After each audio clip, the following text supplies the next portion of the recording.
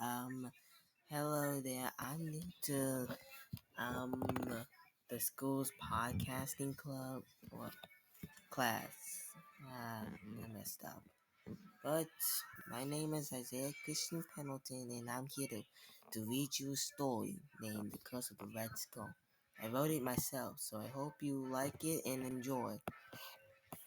On a scary road, there was an abandoned house in the woods of containment. In the town of Zenville, there was a boy named Jack Sear and his friends named Blake Ryder and Zoe Maven, and they went to the woods of containment to find the abandoned house. They opened the door and a wail of gusts of wind bursted out at them. They entered the house and took a look around. They saw old furniture, broken floorboards, mice, and spiders.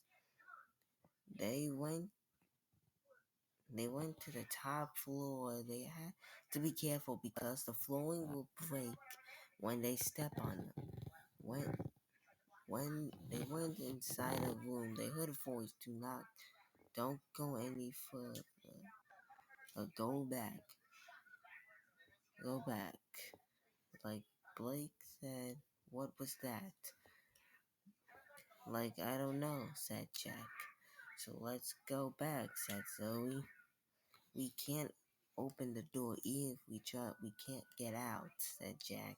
"So that means we're stuck in here," said Blake, terrified. Like, "Yep, we're trapped in this house," said Jack. Blake screams loudly. The whole house shakes and the floor comes tumbling down and they hit the floor. Like, "Ah, my head," said Jack. He groaned as they all get up. Like, "Let's look around," said Jack. So they looked around and saw red flashing lights, so they went towards it. They found the skull on a do not touch shrine. It had blood all over it. There were dead corpses and skeletons near it. Blake and Zoe wanted to stay away from it, but Jack wanted to touch it. So he went closer and closer to it. He put his hand out to touch it. Suddenly it shocked him. He was bleeding, and a blood drop hit the skull, and it was a flame. Like the skull. The skull. Sorry, messed up there. Like the skull began glowing bright red. It had fire coming out of it and screams of pain and agony coming out of it. Something came out of the skull. It was a flame. The skull floated to the flame. The flame transformed to a skull keeper. A pentagon drew on the forefront, and run. They ran, and the skull keeper chased them through the house. They went into a room and locked the door. There was banging on the door, but they looked around in the room. Blake had found a book, so they read. The skull keeper, a type of demons who have a special skull and powerful magic. The second they get their hands on you, in a split second, you will be killed. There is a way to defeat them. You must destroy the skull. If you do, the skull keeper will be killed, but you only have the 10 hours before the skull keeper's release into the wild. And if that happens, the world will end. "Oh no, what have we done?" said John. Blake gripped Jake by the shirt collar. "What did you do, Jake?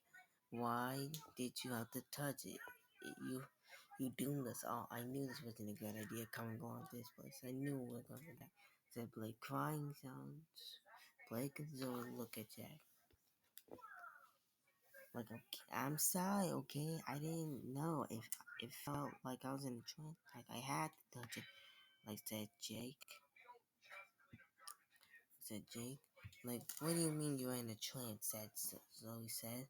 Like, "I heard the skeleton call me my name to touch it to set it free," said Jake. When they heard footsteps and banging on the door, they looked through the peephole. It was the skull keeper. He kept banging on the door and come out over and over again until he left. So they kept reading the book, and the book says that to stop a skull keeper is to destroy the skull, but to do so you must stun the skull keeper with water and a cross. The stun one.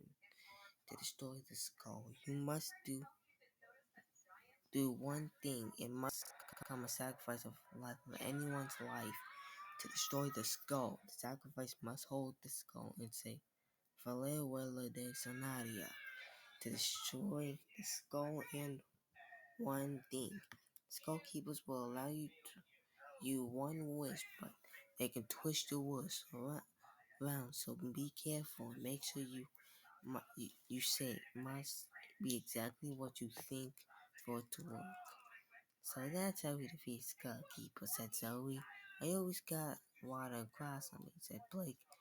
Why do you have that on you right now, said Jake.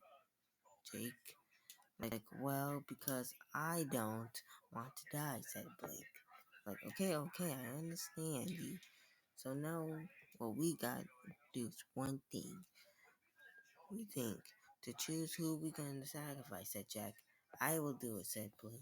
No, I will, said Zoe. No, it will be me. I, I will do it, okay? I set him free, so I will do it, said Jake. No, you can't do it. We need our best friend, said Zoe. Yeah, dude, we won't let you do this all alone, said Blake. Wait a minute. It never said it had to be one of us had to be sacrificed. I think we can sacrifice the skull keeper to defeat him, said Zoe. So they thought of a plan. It had only been 8 hours. It was about to be 9, so they had to put their plan to action. Okay, guys, you ready to win this battle and get out of here?